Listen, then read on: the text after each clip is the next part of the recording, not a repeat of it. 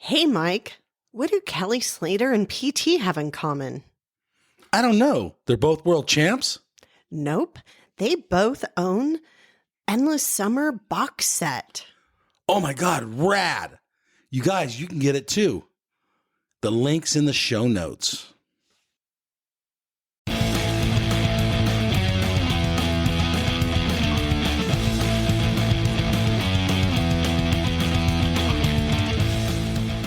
Hey, this is Mike with the QuiverCast, brought to you by QuiverBuilder.com, an online community where you buy, sell, and surf for your next magic board.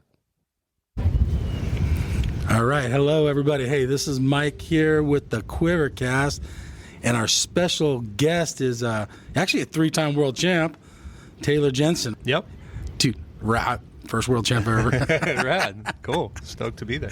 How was the surf out there this morning? Yeah, it was pretty fun. I mean, for dead low tide and a beach break, we had a couple corners, a little crossed up swell. It was nice. The water's warm. So I got a question. California, especially during COVID, dude, everyone's claiming it's packed. You can't catch waves, man. You had it kind of wide open this morning. Yeah, I mean, I think there's windows. The weekends are definitely tough. Yeah, okay. Yeah, you picked the wrong time. Midweek, kind of late morning, you can get your little windows. So, yeah, it's just fascinating. I mean, it does get crowded, don't get me wrong. Yeah, you paddle out sure. the wrong spot. For sure. I mean, look, it's more crowded than it used to be. Yeah. Pre-COVID, for sure, but I don't think it's as drastic as what people make it out to be. Yeah, unless it's Saturday at 9. Yeah, totally. Just Are you skipping those the sessions? weekends. Are you still paddling out at 9 o'clock on Saturday? I've been kind of avoiding weekends or finding somewhere less surfed. Okay. I guess. Yeah, just kind of finding little nooks and crannies in between crowds and take your 5 waves and be happy and go home. Yeah, call it a day, wait till Monday. So your 5 waves, how long is that? Half an hour, 40 minutes, hour? Yeah, 45 minutes or something. Okay. You know, we'll bring the kids down. My wife surfs too, so we'll swap off and 5-10 waves each and done.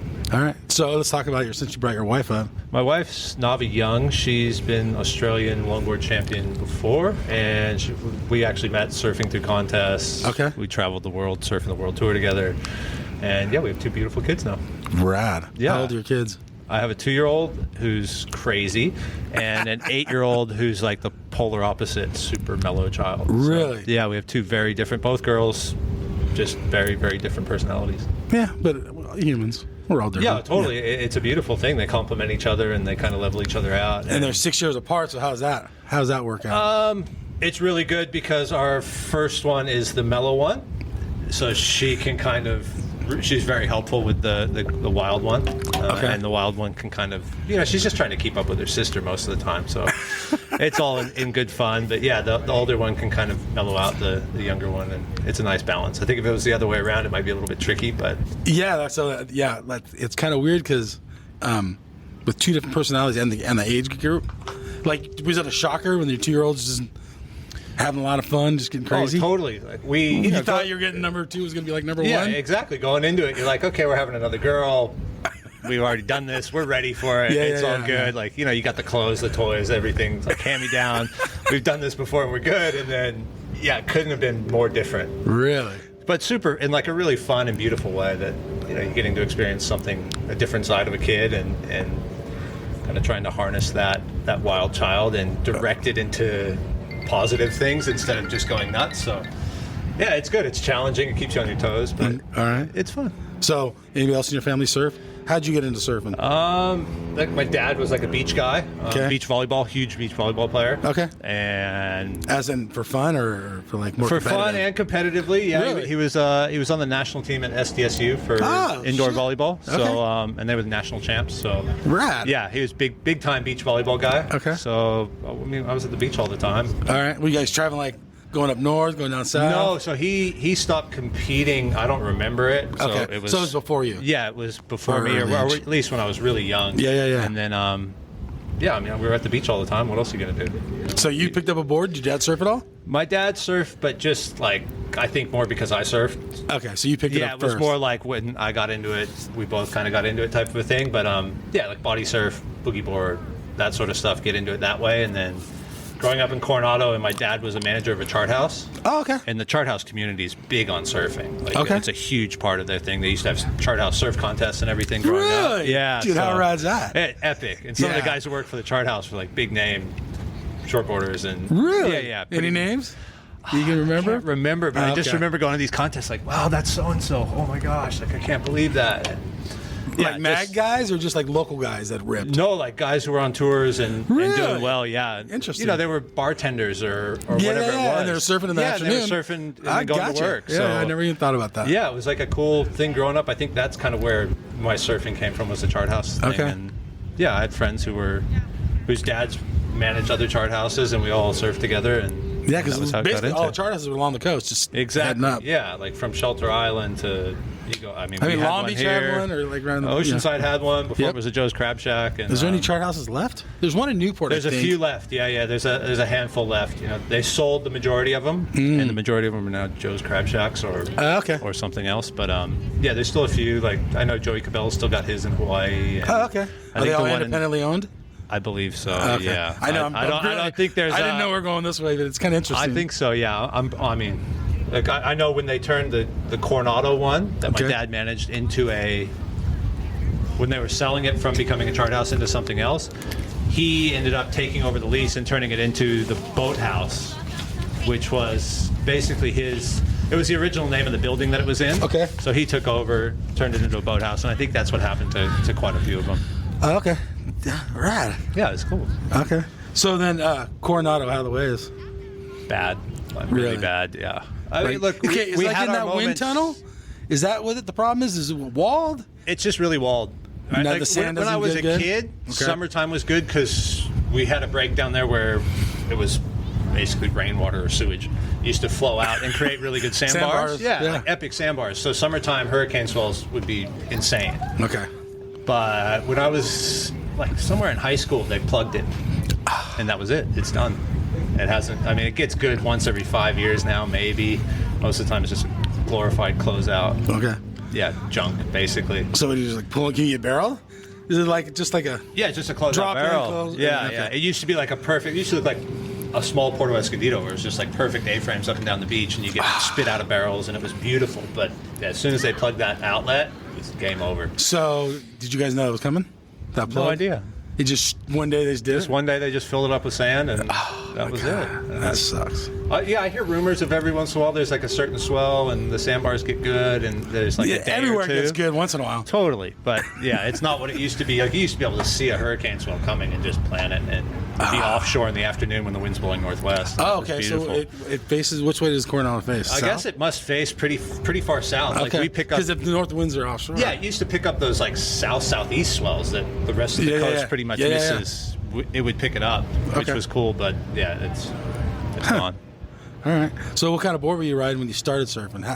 I started surfing on a bodyboard that had fins, which was Like the Maury boogie, like yeah, the yeah, straight like the Maury third boogie with the thruster. straight fins and the whole That deal. You put it in yourself. I think you have like a little screw. Like you poke a hole through the whole board Yeah, yeah, and you just yeah. kind of screw it together. Yeah. So we did that. I surfed on that, and then I kind of graduated to. I had a board. It was called a Dove. It was like a 7-foot eggy thing. Mm-hmm. And yeah, that was Shaped by, kinda- do you remember who? No idea. I don't even think it had markings on the bottom. Ah, It okay. was just a Dove. It And just said Dove on it? It just said Dove. Like I can vividly remember it. Thruster, glassed on fins, Dove, and yeah, I just Okay. surfed on that for years. And For years? How yeah, old like were you? at least What like age 2 are or you 3 now? years. That was probably from 8 to 12, Wow, like somewhere in there. elementary, junior high? Yeah, kind of and thing? then I got my first custom board from Bill Bain. Oh, yeah. Yeah, he made me a custom board. And what was the custom board? 6'2", thruster shortboard. So you're just going the shortboard balsa route. fins, balsa stringer. Like he did a killer custom board for me. Yeah. So I went straight into the shortboard world, and then slowly living in Coronado, the waves were too small most of the time, and I kind of regressed back into the longboard scene. And I still ride everything, but Do you ride everything? absolutely, yeah. Okay. I base what I ride is based on the surf 90% of the time. Okay. Are you checking the forecast? Or you driving by with four boards in the I car? got a couple boards in the car at all Okay. times, and Okay. yeah, if I'm coming down here, I'm bringing at least one shortboard, one longboard. Because it could be longboardable, and then the tide changes or something. Totally, or the wind comes up, Or or, wind or comes something up. gets funky, and you want to ride a shortboard, or you just want to change it up and have some fun and goof around. Well, you're ripping out there this morning. So. Yeah, I had fun with them. Yeah. It's good. All right, yeah. So it's interesting being the world champ longboard. How does that translate to everyday surf? Yeah, I mean, I know you switch your boards up. I just have fun. I mean, as long as you're just riding whatever the surf dictates, Okay. it's good. Okay. And then when a contest time, you're out there trying to surf for points, really. So your whole mentality and your whole approach to a wave completely changes. And do you turn that on? Yeah, it's like you can flick a switch. Okay. And it's like, okay, I need to make the most out of this wave all of a sudden. And I'll do it when I'm out free surfing and just, Do like a mental heat? Yeah, or just what? kind of mentally go, all right, I'm going to surf this wave like I would, like if I needed a score or like I would in a contest, and just kind of maximize scoring potential in that way. But Is that every day or just maybe 2 weeks before a contest coming up? Or every day. Every day. I mean, every wave. Yeah, most of the time. I mean, it's not that different from free surfing for me. Okay. That's just kind of how I surf from years and years and years of doing contests. But And it's still fun for you that way. yeah, absolutely. Okay. Yeah, like I'll tweak it a little bit. I'll draw a little longer line or focus more on one turn than putting 3 or whatever. But for the most part, I'm just out there approaching the wave and trying to maximize each section, anyways. Right? Okay. Yeah, I mean, you're trying to rip. Yeah, Okay, so in a way, is you're just longboarding- trying to let the wave dictate what you do. Okay. Like especially with longboarding, like you really don't want to force maneuvers. So shortboarding is more forced. Shortboard's more forced, It's yeah, because less you flow. can get more vertical in the pocket and Yeah. release fins and things like that. Whereas longboarding, I think beautiful longboarding is kind of elongated surfing, but with really nice punctuations and things like approaching the turn at the right time in the perfect section and really drawing it out with speed, power, and flow. To me, that's the beautiful aspect of it, and that's kind of what I'm trying to do on the waves. I'm not necessarily trying to like hop up and down and flap down the line. I'm trying to keep it clean and smooth, but with power and flow. So I'm going to talk about being an average surfer, right? And I'll switch up on a longboard sometimes. And I still catch myself trying to be the shortboarder guy. Yep. And I see that, I don't know, it's hard. It's just habit. You're trying to break a habit because when you hop up on a shortboard, you have to kind of get a few pumps in to get going down the line. Right, yes. As a longboard, you can almost drive off your rail that first bottom turn, and it sets you up for your speed. You don't need to continually pump. So let's say you're going back to a shortboard, do you have to set yourself up? It takes me like, calm, I gotta give a couple pumps to go. Yeah, it takes me time. It for does. sure. Yeah, it's not like an immediate, I stand up and I'm back to shortboarding. Like, I'll stand up like I'm on a longboard and go, oh, whoops, okay. Who was it? Somebody I interviewed used to let like Michael Lambresi ride a longboard right before his heats. So he would longboard before his heats and then jump on a shortboard, and then he would feel more loose and faster. Does that translate? Sure. Yeah, it's kind of weird. I used to have this theory when I was in the NSSA days. Okay. I'd ride like a big heavy single fin the day before a contest. Okay, gotcha. And then hop on my performance board because it would just feel so light and loose and responsive that like you immediately felt like you were ripping because you had so much more response in your board. So I had that theory like all through NSSA days of like, okay, I'm going to ride this big. And did it work? Like 1960s single fin because it didn't turn and it was super hard, and then hop the on one that. with the like a big old D box fin and basically a piece of junk, and then go out on my normal board. Or a classic, but whatever. Yeah. Well, depending on what it was. Mine wasn't a classic. Mine was just a piece of junk. But yeah, you just go out and then you go out on your normal board and you would just mentally, the mindset that it would put you in, like that feeling of having all this response all of a sudden. Okay. Was like, wow, okay, I'm surfing really good. Whether or not you were, it didn't really matter. It just put you in that headspace that you need to be in for a heat. Okay. Do you think you're surfing better?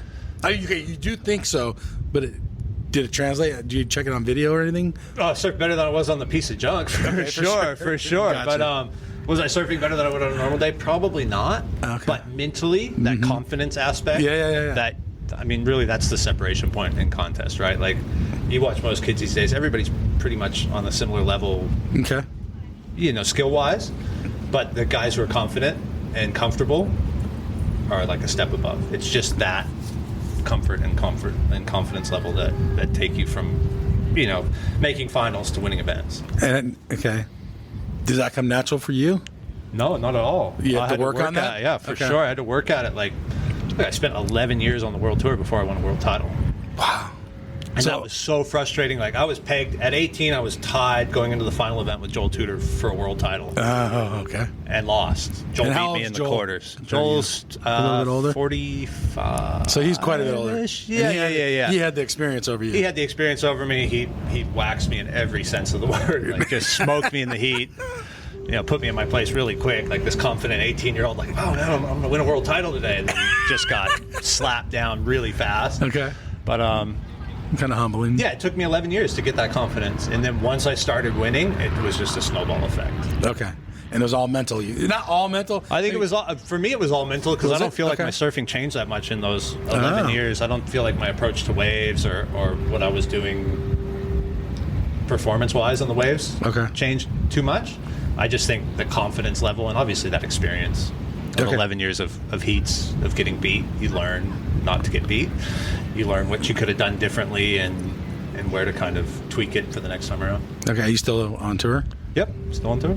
No plans of stopping, huh? No, why? Joel's back on tour and he's 45. Yeah. And he won an event. Like, why am I going to stop? I don't have any need to stop. How is the longboard tour? It's small. We have like a couple events a year. Yeah. So to do them, it's minor. Like it's why wouldn't you do them? Basically, if you're qualified and you're sitting in a top 10 spot and you have a shot at a world title, why not? Do you think there should be more stops, or would you hope to have more? Yeah, I think there's a problem financially for most competitors. Yeah. Just once you go beyond sort of 3 or 4 events and you start stepping into 6, 7, 8, 9 events, financially people can't do it. It's just too much travel. I'd say 90% of the tour has day jobs. So surfing's not supporting their job, their life. No way. So they're doing it for the love? You get nothing. Yeah, they basically do it just to. I think a lot of guys do the tour just because it's a cool way to travel, and obviously they want to win a world title, of course, and obviously that's why they're there. But okay, say you don't win the world title, you still went on a rad vacation somewhere in the world with a bunch of your friends and surfed. Yeah, Why not do it? Basically, and if you make some money or you win a world title, that's epic. But if you don't, it's not like it's the end of the world. You're still having fun traveling the world with your friends. Yeah, I totally get that. Yeah. What about wave-wise on the longboard tour? Is it more aim? Are the spots they picked more aim for longboarding? No. Well, up till now, no. We've had a lot of pretty crummy spots, honestly. They've picked a few, like they had Noosa. Yeah, Noosa sounds like which fun. would be amazing if you could guarantee a swell. Yeah. The fact that Noosa is, it's normally flat. Like your chances of getting waves in a month-long waiting period are super slim. We only have 7 days. Yeah. Like you pretty much have. The odds are against you, to say the least. But we've had spots like that. This year we're looking at New York, which I'm not a huge fan of. New York's probably fun. It's a cool trip for sure, but it's super expensive as a competitor. Just staying there is really expensive. Surf wise, good luck. Really, what are your chances of getting a swell that lasts 3 days? To get a good swell, it's 24 hours, maybe 48, and then it's gone. Yeah. So that's a struggle when you're running heats and contests. And then we're looking at the Surf Ranch.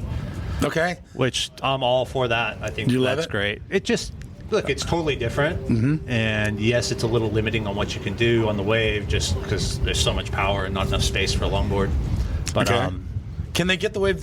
Would it be better if it'd be bigger or smaller? If they honestly, I don't know. I've surfed it on the one setting. I just watched their video and it's super fun. Yeah, super fun and sick to ride. And I really like that it's an even platform for everybody to compete on. Okay. It's going to show your flaws immediately. Okay.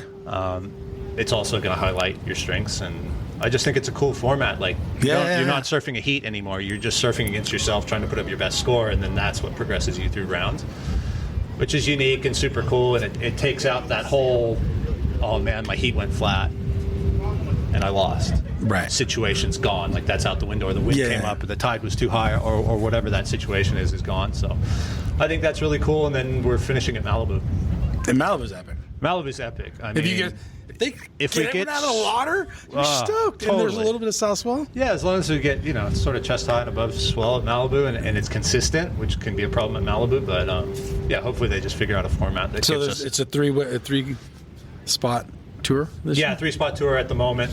They're all tentative just because of COVID. Yeah. And the whole situation around that. One of them may get dropped. Ooh. Who knows? But look, it's better than nothing. Yeah. It's pretty close to home. At least 2 of them are close to home for me. So yeah. Expense wise, it's nice.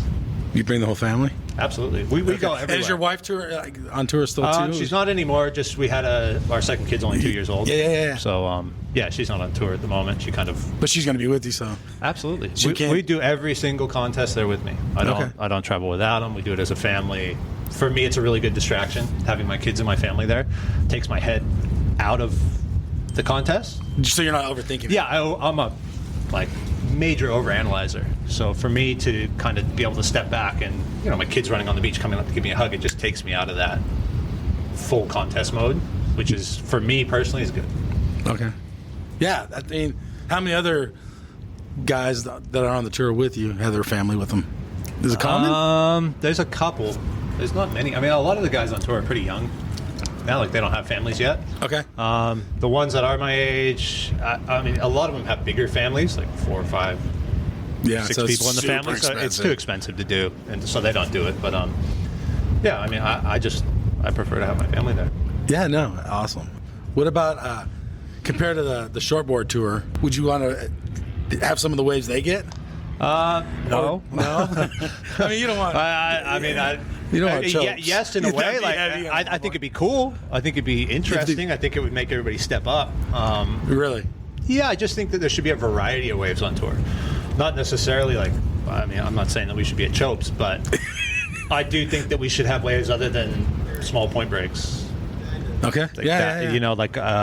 Like a lowers type of a situation, or a Haleiwa, or a sunset, or something. You would do sunset? Absolutely. Really? We used to have longboard contests at Haleiwa and stuff like that. Yeah, it kind of makes sense. Sunset would be fun. Heavy. But you gotta. I don't know. I just feel like we need diversity on tour. Are you looking for bigger waves? Are you a bigger wave guy? I do like bigger surf. Do you? I don't like chokes. I don't really have much interest in that you ever side of things. No, there's only a few people who have, and I would if I was there and I had the opportunity for sure, and I knew that I was going to get the right wave and everything. Cool, but I'm not going to it's not really made that. for a longboard. No, I'm not. I'm just not. It's backside for you too. Yeah, I don't want to drown and die and whatever else. I would give it a go and have fun, but as more of a novelty thing and just an experience. Yeah. And just to say you did it, and yeah. So you can still do that. Yeah, one day, if I'm there and the waves are good. What about something like Bali or? Yeah, or there's Karamas would be great. Karamas would be super fun. They have a Japanese longboard contest there every year. Okay. That they get perfect surf every year. I'm like, why aren't we doing this, guys? It just seems like there's opportunities out there to go to places like that and have events. But I mean, obviously, COVID puts a damper on anything like that. But their futures. I think in the future, is it getting brighter? You think? Yeah, I think so. I think WSL has stepped up to the plate in the last sort of 2 years, and they're making a push in longboarding in general. But okay, so let's talk about that real quick, and then we can go back to what you're saying. There's really in an everyday lineup, there's more longboarders really than anybody out there, or even some mid-lengther guys. But longboard's pretty big. Oh, for sure. It's a huge piece of the whole surf industry. I mean, a lot of brands neglected it for a really long time. Yeah. And I think in the last 5 years, especially with the mid-length thing becoming more and more popular, I think they're starting to realize, we better kind of tackle this and invest in longboarding a little bit more. Yeah. I mean, it makes sense, actually. Yeah. And look at, it's kind of a weird thing to say, but most of the guys who have money to spend on equipment, etc., if that's what you're selling, a lot of those guys are longboarders because they're older, they're established. They're established. They have a house and everything else, and they're not trying to make ends meet. They're not working at the chart house and scrape. Totally, and they just, I don't know. It's an interesting. My wife kind of brought it up to me a long time ago, and I was like, you're kind of right. You go down to Sano and stuff, and see the guys who are hanging out with their families on the weekends, and it's those are the guys who have some of them executives and they have high-paying jobs. They can spend thousands of dollars on surfboards a year, and it's no big deal for them. Or the sprinter van. Yeah, they got the sprinter and the whole setup, and then the kids have got their boards, and Are they watching contests? Do you think? I don't know. I don't know. You have to ask the WSL what the numbers are on there. I wonder what the numbers are. Because I'm sure they do polls and get demographics. They have to. And if you're a business, you have to. So it's an interesting. I think good surfing, shortboard, longboard, even if they did something, I don't know. It's a weird thing to say, a mid-length kind of contest. How would they? Do you ride a mid-length board? I do on occasion, yeah. And how do you surf? Is that differently? Is it kind of the combo between the shortboard and the it's just a longboard? mix. basically. I mean, it's kind of more shortboardy. Okay. I'd say. Then it's like just like a bigger shortboard for flatter surf waves. Yeah, I'm Yeah. thinking of some different questions. It's a different approach for sure. Okay. So, and then you spent some of your time between Oceanside, and you can stay in Australia too? Yeah, so my wife She's is Australian. Yeah. Yep, so we do 6 months, 6 months. Oh, really? Yep, 50-50. That was the deal when we got into like That, you guys in talked the about beginning that? of our relationship. It was like, okay, it was 50-50. Let's do 50-50. Let's go back and forth. And, you know, sometimes it's not 50-50, but that's kind of our goal. And we follow the fall because that's the best time for surf and both. Okay. And What about the kids getting older and they're going to go to school? They're homeschooled. Oh, they're homeschooled? Yep. Oh, okay. So how does that work No problem. with different continents and different... It's really easy. They're enrolled in homeschool on both continents. Okay. And, you know, the curriculum's a little bit different here and there, but it's pretty much all the same stuff. Oh, okay, cool. And English speaking, both English speaking? Totally. Both English speaking, both kind of have the same. I mean, at this stage, at 8 and 2, it's pretty basic. It's math and writing, and, you know, it's pretty simple. As they get older, we'll see. Okay. So But it's like we have other friends who do it, and it's no big deal. So, yeah, as long as you're on it as a this parent. is common? It's not common, but because we're in that world of traveling surfers and families and stuff. Yeah. There's options there. So Okay. it's a lot more work. Like my wife does most of the homeschooling. Okay. She's just better with. The kids? Yeah, she's just better with learning like that. Like she just understands that better. I'm not much of a. I didn't do great in school. Yeah. Were you focusing on surfing? Or you just weren't into school? I had no interest. Okay. I got into surfing at like 13, and I was just like, and that's kind of. Just like hooked you. I just got out of it. So how did you get hooked on surfing? What was the drive? Besides you hanging out at the beach, your dad's playing volleyball, and you went surf.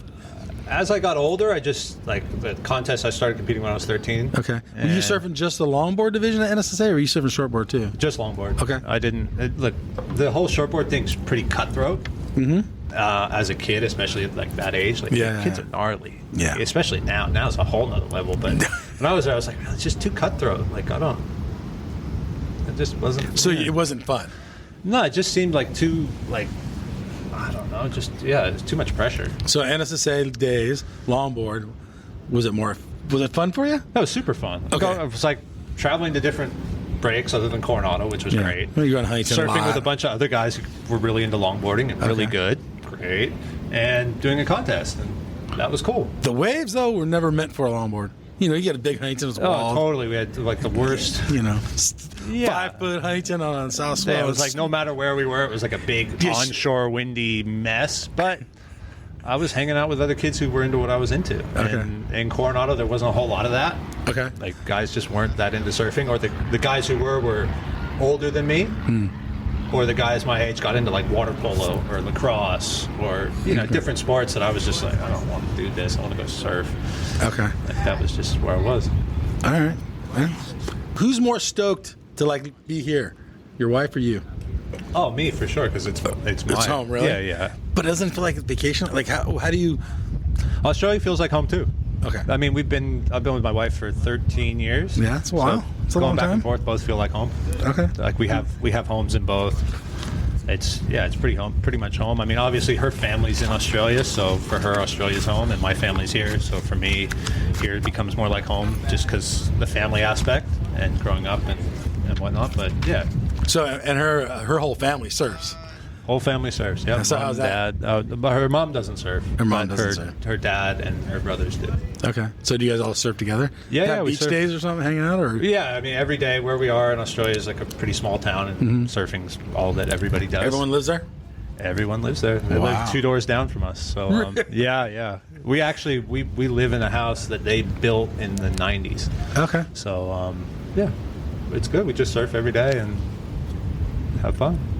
You guys are competitive with each other? No. There's zero of it. Like they don't. Her brothers don't compete anymore. Okay.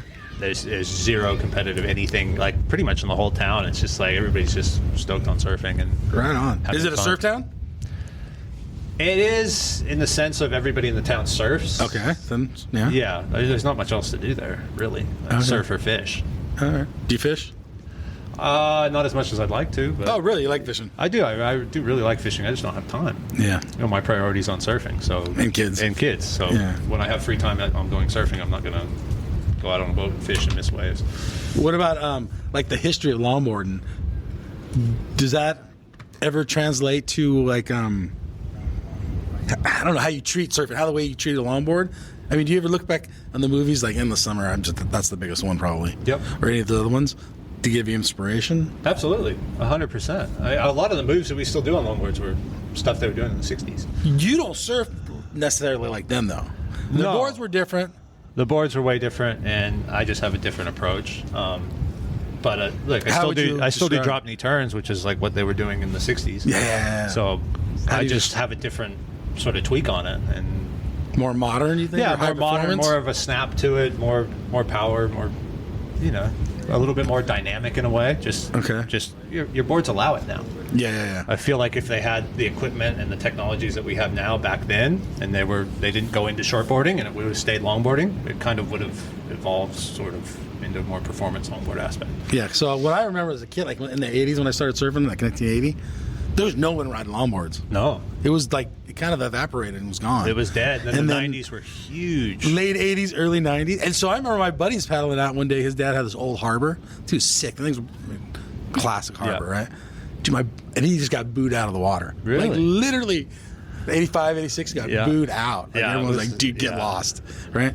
And then 89 or 90, I don't know. Yeah. All of a sudden, it's Huge. just comes back. Yeah, it With was huge. Like the Bud Pro Tour days, longboarding was massive. Did they have a heat? They had longboard divisions I in don't the Bud remember Pro that. Tour. Yeah, I remember growing up just watching. That's it, what just you were like- watching?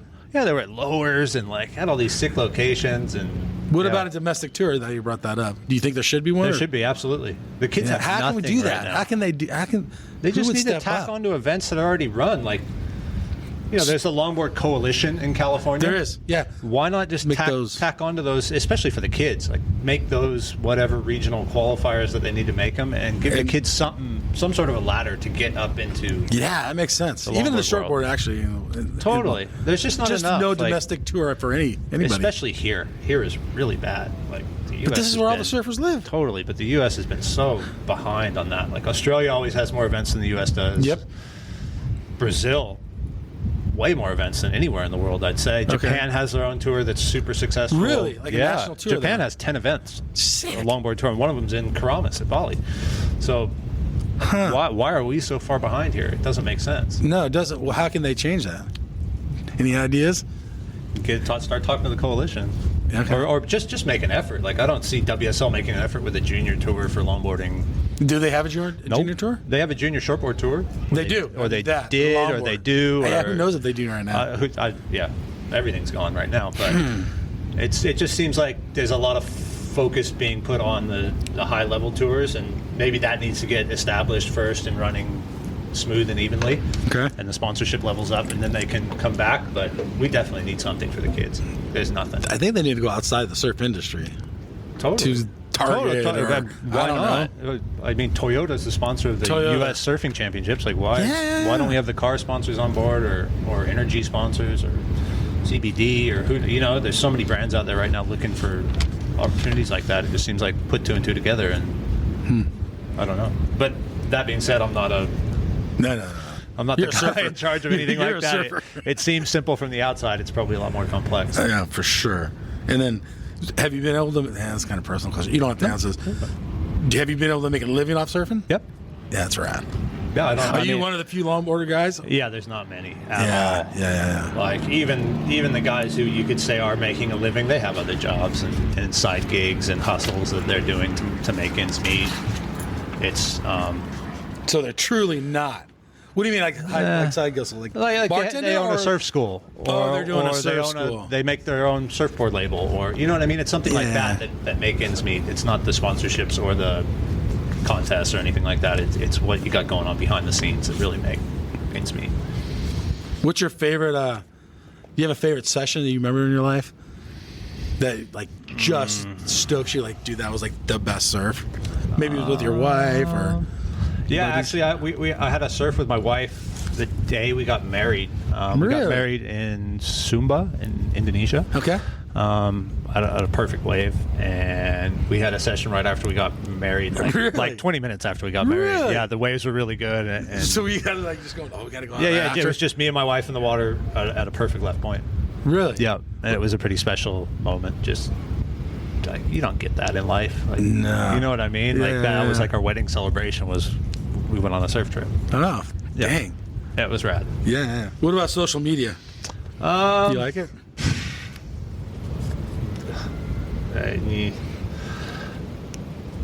In a way, I think it's cool because it's given a lot of kids an opportunity to get seen, get noticed. You know, a lot of guys make a living now just based off their social media content and what they can create. You personally, though? Personally, I'm not the biggest fan. I do it, obviously, and I'm stoked on the feedback that I get from people with just liking clips and whatnot. And, you know, it's cool. It just has a lot of negative aspects on it, too. It takes too much time. It's a lot of time. Looking at your phone all the time is not cool, especially when you have kids. It can be distracting and frustrating. But, yeah, I mean, look, I think there's good and bad in it. And Okay. as long as you can manage it yourself and not just like dive into the wormhole of Instagram and yeah. So what's your Instagram handle? Taylor Jensen TJ. Okay. I can pretty easily find you. Yeah, super easy. Yeah. All right. I tried to get Taylor Jensen, but Do you use it as for like your personal, like, you know, like took my kids surfing, or are you taking it for more of being a pro surfer, pushing? I do a bit of both. Okay. I don't put my kids on there that much. Okay. It's just a bit. I don't know. I'm weird about No, that's fine. the kids. Yeah. Yeah, you don't need to show don't your know who's kids going to off. see it. It's just Yeah, weird. yeah, It just I get that. kind of bugs me. Occasionally, I'll put up a picture of my kids or something, but Yeah. not much. But Yeah. most of it's just surfing. I just post surfing stuff, and whether it's new boards I'm working on or fins, or try and give people some information about what I'm riding and.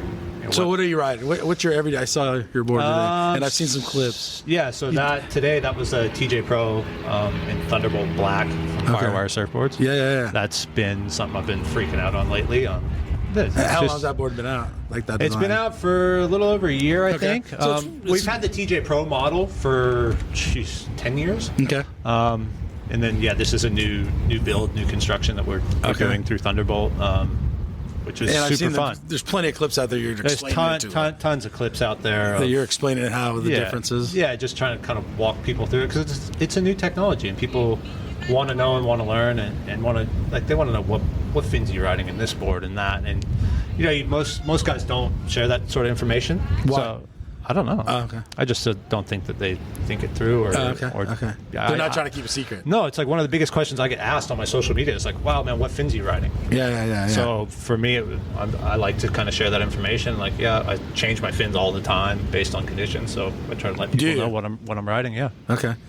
So along with the 4 boards you have in your car, or whatever, how many boards you have in your car, you have the whole set of the different fins? Yeah, I actually, this company, SKB Cases, they made me like a custom case, a waterproof custom case. It's and like a I literally briefcase flip almost, it kinda? open. You can see there's something on my Instagram with it. Rad. I flip it open and it's got every single different fin model that I make and that I ride, and they're all in there so that if I want to switch mid-session, I just come out of the water. Really? Yep. Oh, sick. Flip it over real quick, and they got me dialed in, so it's a really cool thing to have. Super fun. It just stays in the back of my truck. Okay. Do you watch the shortboarding heats? Yep. Do you? Yep. Do you just to see the high performance surface, or are you learning like heat strategy, or what do you get out of it? I like is it more watching. entertainment? I do like watching the action, but a lot of it I'm learning. You hear stuff in post-heat interviews. You pick up on a couple little words that someone might say, or their approach, or what's motivating them, or there's just so much to learn by watching those guys you're because always they're trying to at learn. such another level. They're like a whole different world competitively. So, yeah, just trying to learn from them. Okay.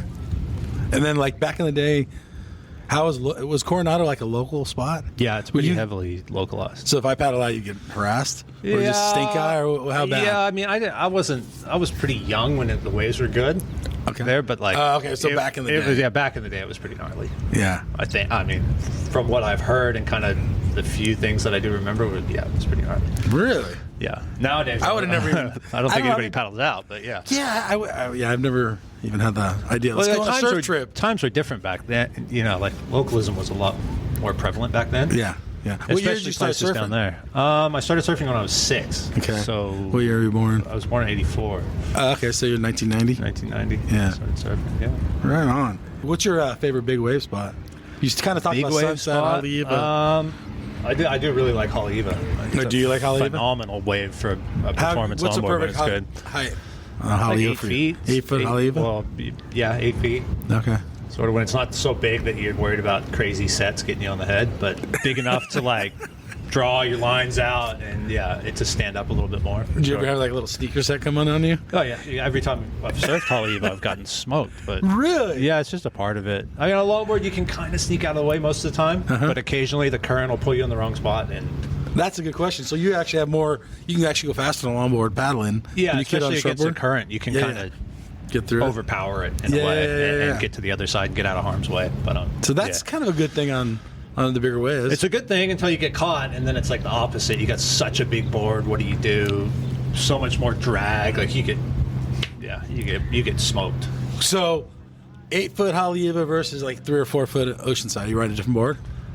Yeah, for sure. You are riding a different board. Yeah. Is it more narrow, the bigger waves? Yeah, it's a little bit more narrow, a little bit more refined. I'd probably ride something a little bit heavier at Haleiwa, just to kind of stick you to the wave face. Whereas here, I'd ride something super light and whippy and fast. Okay. Who's your favorite surfer? And do you have today? What's your favorite surfer? Do you have one? Today, my favorite surfer. You can pick yourself if you want. No, definitely not myself. I'm I'm a huge critic of my own surfing. Yeah. I was joking. My favorite surfer. I don't really have one, honestly. I just like watching everybody's different approaches and different styles. And yeah, I just think it's cool that everybody has their own unique way. And there's certain things I like about some people. Like there's a kid, Tommy Witt, who's from San Onofre. Who's got just does crazy stuff, like stuff you could never imagine doing, and somehow in his head he imagines it and goes out and does it, and it's just doing like. Can you give an example? One thing, he takes off backwards, does like a shove it in the lip, lands on the nose, and then does a helicopter.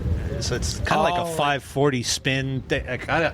My head can't even wrap around it, but he does it like it's easy, like it's nothing. So could that guy be competitively? How would he do in a contest? It doesn't fit in like the competitive box at all. That's my question. Yeah, it's like, it's so different. You can't really judge it, right? Like it's just different. It's not super functional. It's just so different. I don't know how you'd even judge it. But it's rad to watch. No, it's super. Just like, sounds super rad. Like shocking. Like just like, what did he just do? But then if you put it in a contest where you're trying to tick boxes of speed, power, flow, etc., it doesn't work. Okay. So, which brings me into another question. So I've surfed pretty much my whole life, and sometimes I've paddled out of Doheny like 4 foot, and it's fun, crowded. Yeah. So you got, and I don't want to put you in a bad spot, but so your longboarding is here. You're wearing traditional kind of wetsuit, more high performance board. Yep. But then you got a whole crew, a lot, by the way, in certain areas that are wearing the beaver tail. Yep. Riding totally surfing different than you. Yep. How does that happen? Or I don't even know how to answer that question. I'm trying not to be. It's just a different subculture. Okay. Within surfing, I think. Yeah. It's a subculture thing. Like they're more focused on the old cars, and so they're very drawn to the 60s style longboarding approach. Yeah. I mean, the same thing can be said about and some of in the shortboard world. Yeah, like the same thing happens in the shortboard world, right? Like there's guys out there still riding single fin shortboards, or have more of like a relaxed approach, riding twin fins more. Don't want to ride a straight thruster. Yeah, it's not as extreme. Yeah. But it's still like kind of there. So, the longboard world. I mean, and the other thing is like it's those so guys diverse, really. They're surfing Doheny.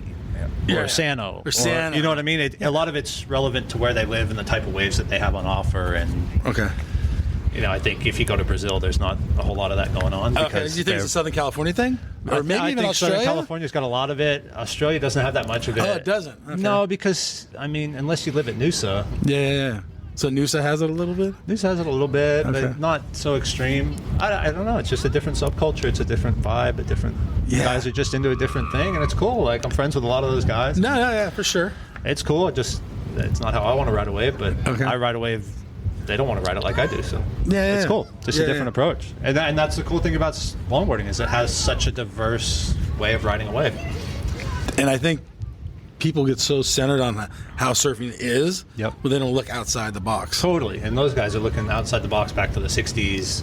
I'm looking outside of the box ahead, just kind of well, a lot of it to the 90s, but then just kind of ahead looking at shortboarders and what they do. And So 90s till 2021, has there been a big progression in longboarding?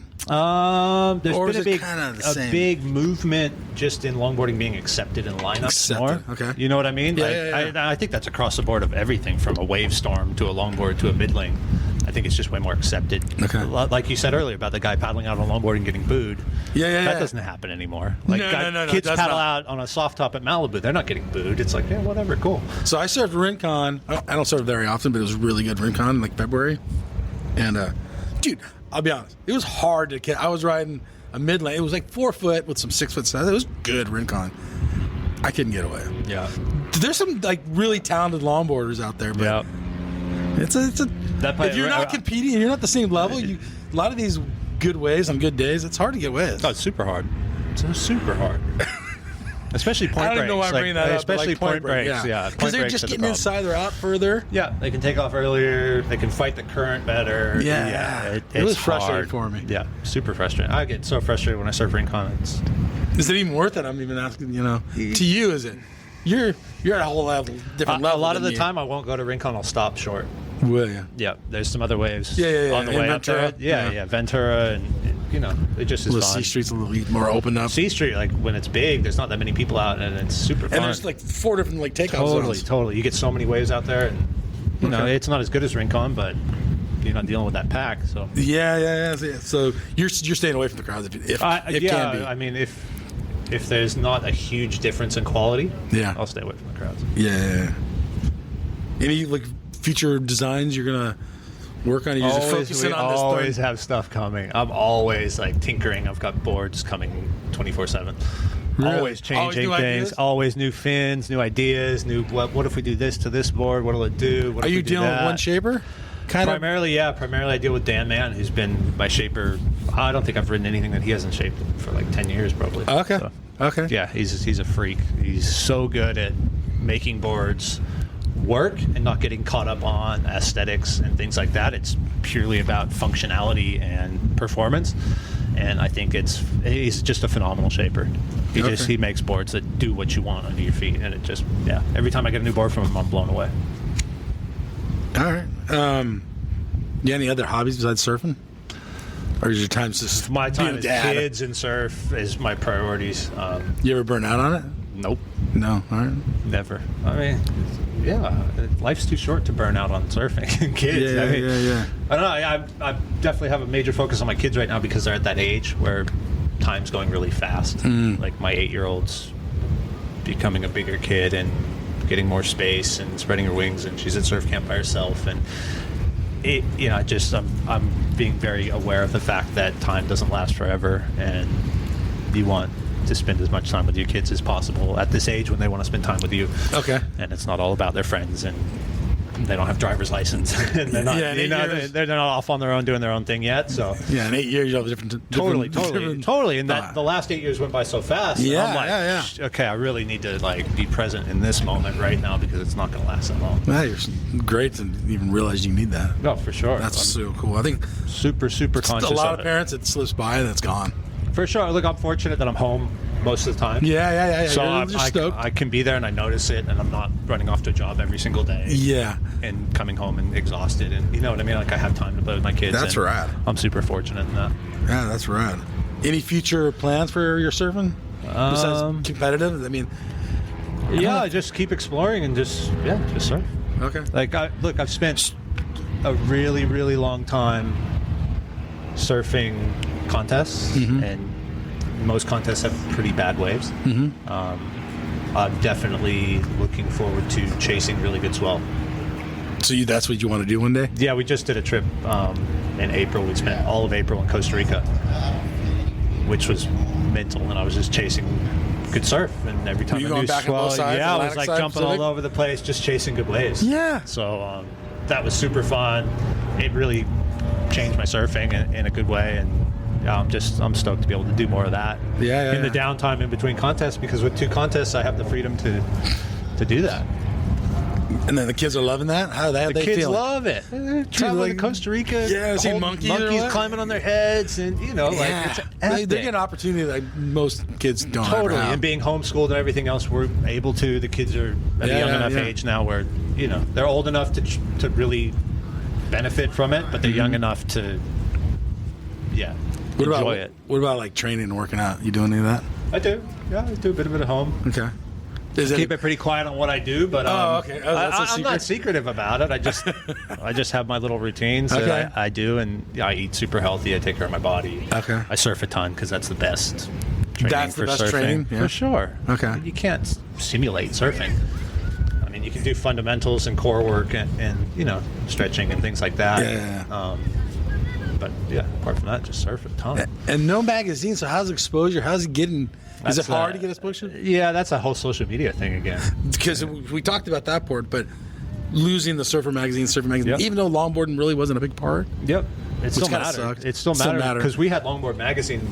And that's gone too, in right? the years prior to that. Yeah. And that's so gone Surfer's too. Journal kind of is. Surfer's Journal's got moments there, but getting into that, it's not really exposure in the way that your sponsors like the exposure, you know what I mean? Yeah. It's more like exposure in the way of, wow, man, I got shot in Surfer magazine. Like, it's a beautiful photo. More for your peers. It's like a wall hanger type of a thing. Yeah. You know what I mean? Or a coffee table book. Yeah. It's less about promoting your brand and more about a style aspect. Well, you're putting yourself in history more. Totally. That's what you're doing. Totally. You're kinda Which is cementing really that. cool. But I think it social media is just taken over the whole surf videos, surf magazines, like everything. It's all social media now. It's YouTube and Instagram. And, What about like the days on the movie and going to La Paloma and watching the surf? that's pretty much done, isn't it? Yeah, why? Like, it sucks. I'm so bummed on that. But, there's still a few occasionally that do it, but it's just a different. I don't know. It's just different now. I don't think kids' attention spans last that long anymore. So maybe 10 years ago when Cyrus Sutton did that movie, and I was there. I knew Cyrus from still. I grew up with that guy. Mm-hmm. But, I mean, he's younger than me, but so I knew him. That place was sold out. Sold out. Were you there? Yeah. It was sick. But I've been to several other movies, and it's like, it's kind of wide Doesn't open. have it. It's like kids' attention spans are down to 15 seconds because that's what Instagram is or whatever. You know what I mean? It just seems like I don't know that many kids who sit there and watch a full surf movie anymore. They pull up their favorite surfer's part on YouTube and they watch that. What about something like, and this is just a thought, I don't even know why I'm asking, back in the day, like in the 60s when they were doing like auditoriums like Bruce Brown, and he was narrating it live. You think that could, I would think that would be really cool. Yeah. Oh, for sure. And just do a tour. You look at what's that kid's Is there anybody else? Torrin Martin? Yeah, I've heard the name. You see those? Yeah. He has like a series that he's doing. Yeah. And those are very much a story within good surfing and travel and adventure. Yeah. And you can sit down and watch the whole thing. Yeah. I think a lot of other surf movies just don't have the story. They don't have the, you got to have a story to stay involved and stay focused in it. I think it's really hard to just watch section after section and. Well, I think the brains, because of Instagram, is a 1 minute clip. Totally. And I'm even clipping. I'm like, I've seen enough.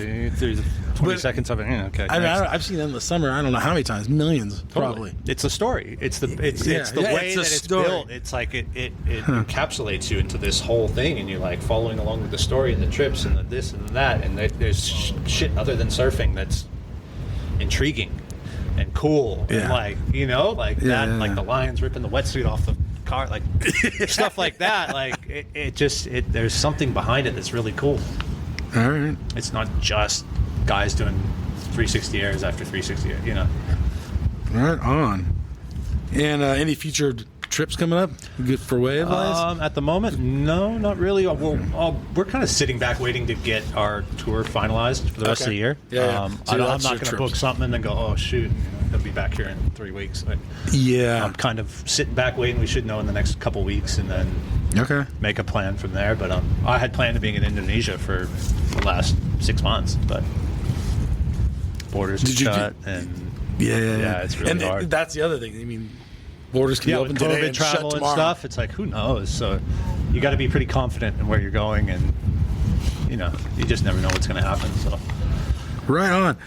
All right. Well, Taylor, thank you so much for doing the interview. Hey, man, Easy. This is Mike and Taylor with QuiverCast, and thanks for joining us. We'll see you guys later. Thanks, everyone, for joining us this week.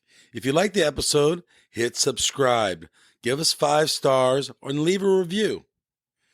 Like us on Instagram, Quiver_cast.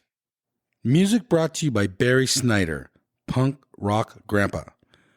You guys all have a good week, and I'll see you in the lineup.